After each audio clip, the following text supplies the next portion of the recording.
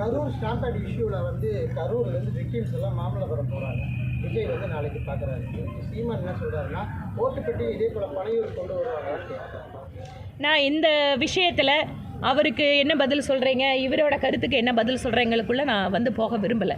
ஆனால் கரூர் துயர சம்பவத்திற்கு பின்பாக அந்த கட்சியினுடைய தலைவர் அவர் கரூருக்கு போயிருக்கலாமா வேண்டாமா, அது அவங்க கட்சிக்கிட்ட நீங்கள் கேட்க வேண்டிய கேள்வி. குறைந்தபட்சம் மக்களை பார்க்கிறார் அப்படிங்கிறதே ஒரு நல்ல விஷயந்தான். இதில் சிபிஐ விசாரணை இப்போது கொடுக்கப்பட்டிருக்கிறது. உண்மை வெளிவருகின்ற பொழுது நீதி கிடைப்பதற்கு நம்மளுக்கு வாய்ப்பு பிரகாசமாக இருக்கிறது. தாவேக்காவை விமர்சிக்கிறத பாஜக தவிர்த்து வருது. இதுக்கு காரணம் வந்து எப்படியாவது தாவேக்காவை கூட்டணிக்குள்ள கொண்டு வரணுன்ற ஒரு முயற்சியாக தான் இது செய்கிறாங்க.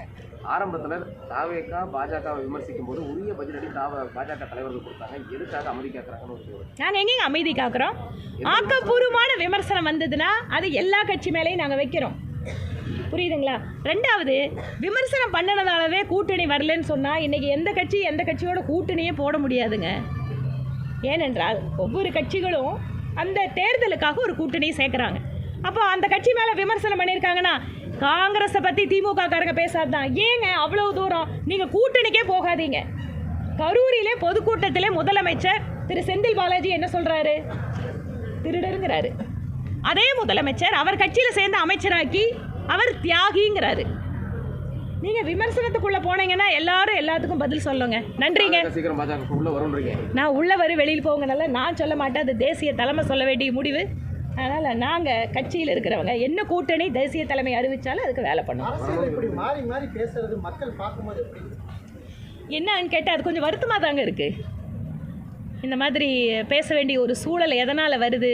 ஒரு கட்சி அப்படிங்கிறது மட்டும் இல்லை, கூட்டணி அப்படின்னு அமைக்கும்போது அதிலும் குறிப்பாக ஒவ்வொரு கட்சிக்கும் ஒரு லட்சியம் உண்டு, ஒரு சித்தாந்தம் உண்டு, ஒரு வேலை முறை உண்டு.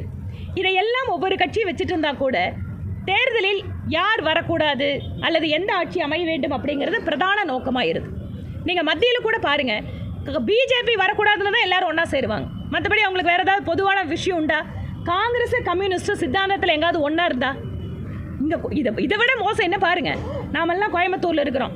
இந்த பக்கம் 3/4 மணி நேரம் போனீங்கன்னா பாலக்காடு, அங்கே போனீங்கன்னா காங்கிரஸ் கம்யூனிஸ்ட்டு எதிரெதிராக நிற்கிது. இந்த பக்கம் 1/2 மணி நேரம் உள்ளே வந்தாச்சுன்னா 2 பேரும் ஒன்றா சேர்ந்துக்கிறாங்க. என்ன காரணம்?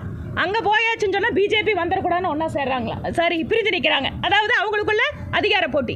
இங்கே உள்ளே வந்தாச்சுன்னு சொன்னால் தமிழ்நாட்டில் மதசார்பற்ற சக்திகள் எல்லாம் ஒன்றா சேரணும்னு ஒன்றா சேர்ந்துக்கிறது. இது என்னங்க அரசியல்? தமிழக வெற்றி கழகத்தை பாஜக முடக்கி வச்சிருக்குது அப்படின்ற ஒரு கருத்தை எப்படி?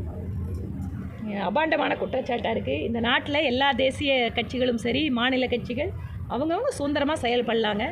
அதுக்கு எல்லா விதமான வாய்ப்புகளும் இருக்குது. நம்ம நாட்டில் சுதந்திரமாக செயல்படுவதற்கு, ஒவ்வொரு இடத்துக்கு போகிறதுக்கு வர்றதுக்கு, கூட்டம் கூடுவதற்கு எல்லாமே சட்டம் இருக்குது. சட்டத்தின்படி தான் நடக்கணும். சில நேரங்களில் மாநில அரசு அவங்க கட்சி கூட்டத்துக்கு மட்டும் அனுமதி கொடுப்பாங்க, எங்களுக்கு கொடுக்க மாட்டாங்க. அவங்க மட்டும் பேனர் வச்சுக்குவாங்க, எங்களை பேனர் வைக்க விட மாட்டாங்க. இதெல்லாம் வந்து இந்த கஷ்டத்தோடு தான் கட்சி நடத்திட்டு இருக்கிறோம். கரூர் விஷயத்தை பொறுத்த வரைக்கும் அதுக்கப்புறம் விஜய்க்கு நல்ல ஒரு ப்ரொமோஷன் வேர்ல்டு வைட் ஆயிடுச்சு.